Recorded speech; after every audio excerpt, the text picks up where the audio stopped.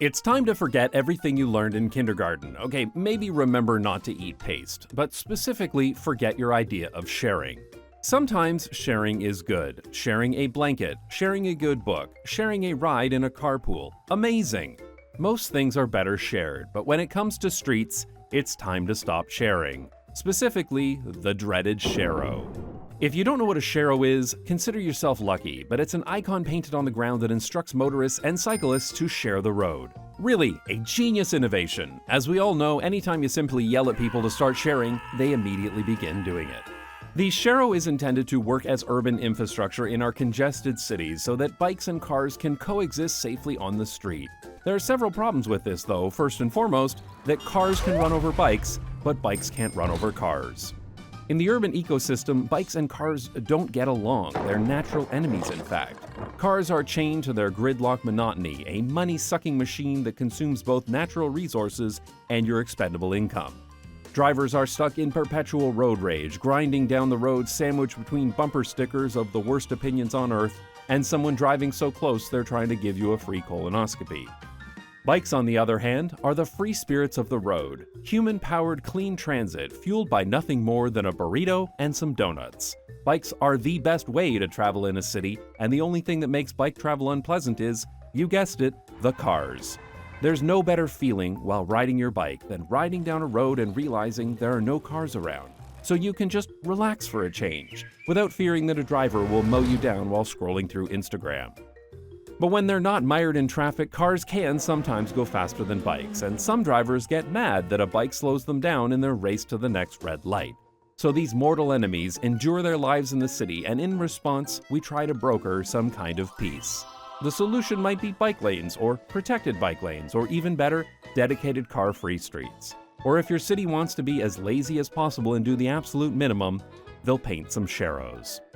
A bike lane clearly says, bikes travel here, cars go over here. It's a system that works more often than not, despite the best efforts of cheating motorcycles and distracted people opening their car doors at the worst possible moment.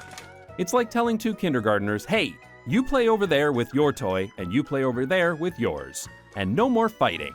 At the very least, with a bike lane, you can easily tell who has transgressed the rules of the road. But a Sharrow merely suggests that two enemies share the same territory, a tactic that has never worked in human history or even in the animal kingdom. Cars and bikes don't want to share the road, and all the signs and Sharrows in the world aren't going to change that. It's like an honor system for driving, except when you ignore it, maybe a person on a bike dies or ends up in a wheelchair.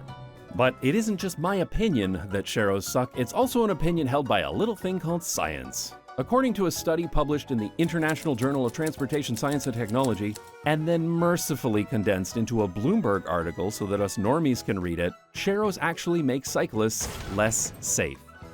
The study showed that proper bike lanes both encourage people to cycle and also reduce crashes. And Sharrows, well, they're actually worse than having nothing at all.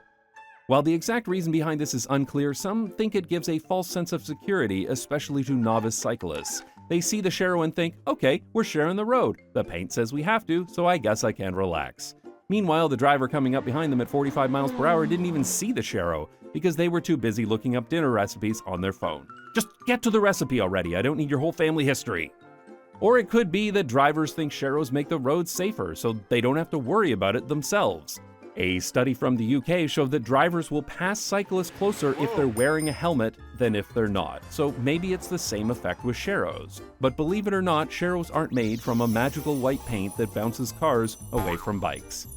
The best solution, though, is lowering speed limits on city streets. Drivers are more distracted now than at any other time in history, and if everyone takes it a little slower, there's more time to react. At 20 mph or 30 kph, bikes and cars can get along just fine, and slower cars benefit everyone, not just bikes.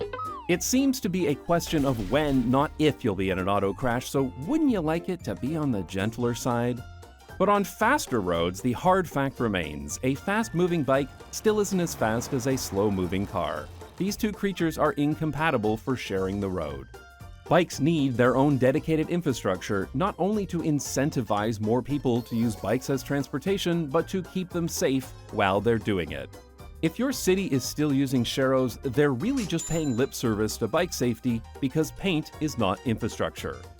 Think of them like this. Sharrows are like chalk outlines on the road, showing you where you'll find the dead cyclists in the future. So let your city know that Sharrows don't work, and they're actually worse than nothing. We need real solutions that work, like protected bike lanes and low-car streets. It's time to stop sharing and start caring. Thanks for watching. If you'd like more I Love the City, the next episode is already available right now on Nebula, the subscription streaming service built by and for creators and their fans. Improve your life's infrastructure with high-quality videos, podcasts, and exclusive originals right to your computer, phone, or TV. Life is full of accidents, but Nebula isn't one of them. You can sign up now at go.nebula.tv/ilovethecity and get 40% off an annual subscription. And that's a deal worth sharing.